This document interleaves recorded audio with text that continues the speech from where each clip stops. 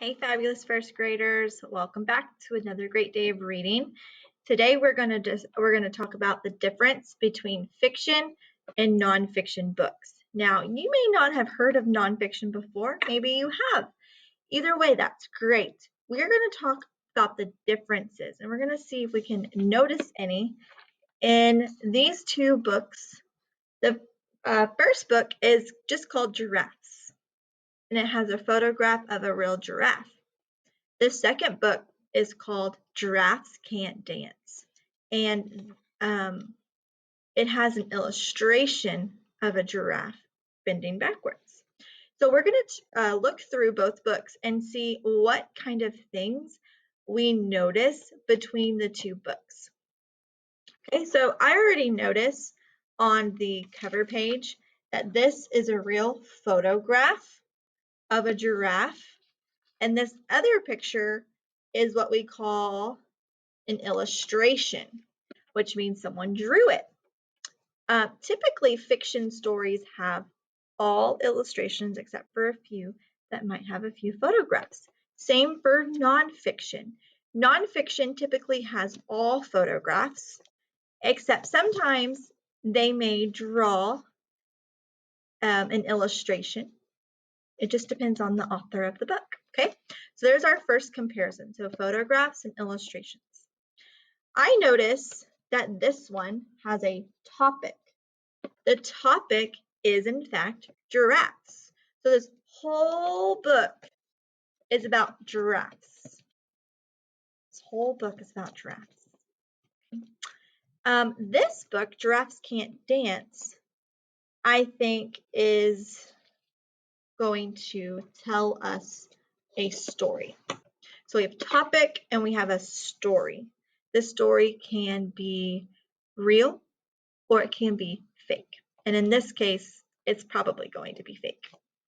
Let's see. So if I open up our nonfiction book here, I notice different text features. Now, we haven't learned text features yet. We're going to learn them tomorrow and next week.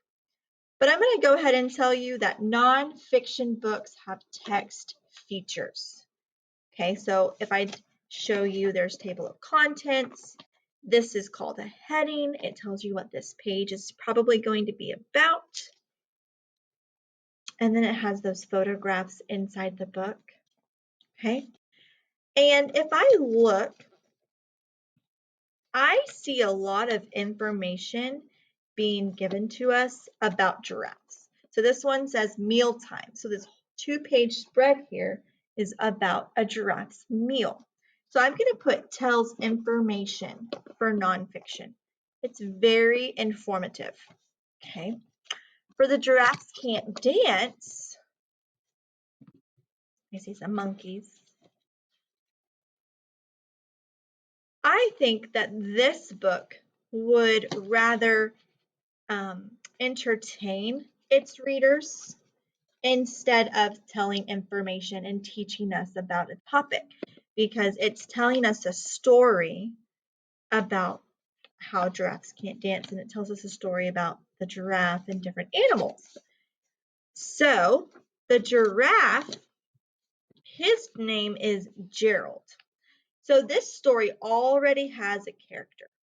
It has a setting, and I'm sure if we were to read this story, it would have a problem and a solution.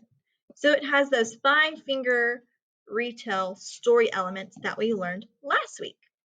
So there's our differences between nonfiction and fiction books, okay?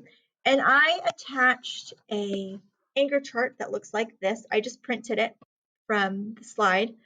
And it also compares fiction versus nonfiction. So if I put the books, I think this book, Giraffes Can't Dance, is fiction, and I think the Giraffes nonfiction book is nonfiction. And let's see if we're right. So another word for fiction is literature, and another word for nonfiction is an informational text. Okay, so it's very informational inside. So the Giraffes Can't Dance is made up.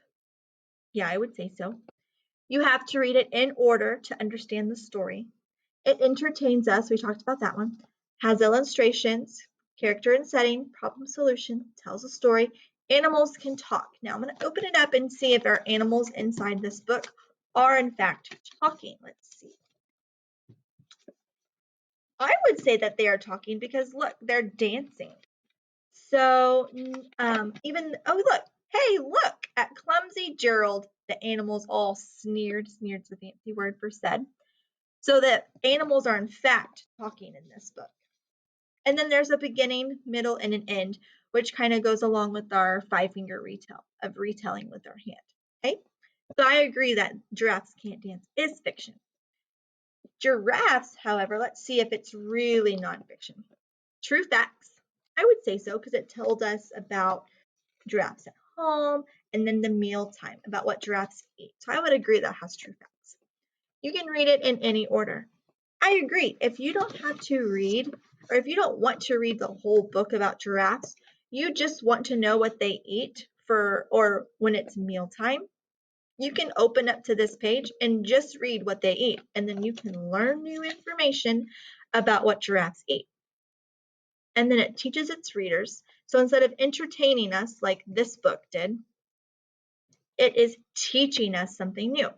It has photographs and then text features. Again, we're learning text features tomorrow, but some of the text features that we're going to go over is the table of contents, photographs, heading, charts and diagrams, labels, which we've learned labels in writing already, captions, index, and glossary.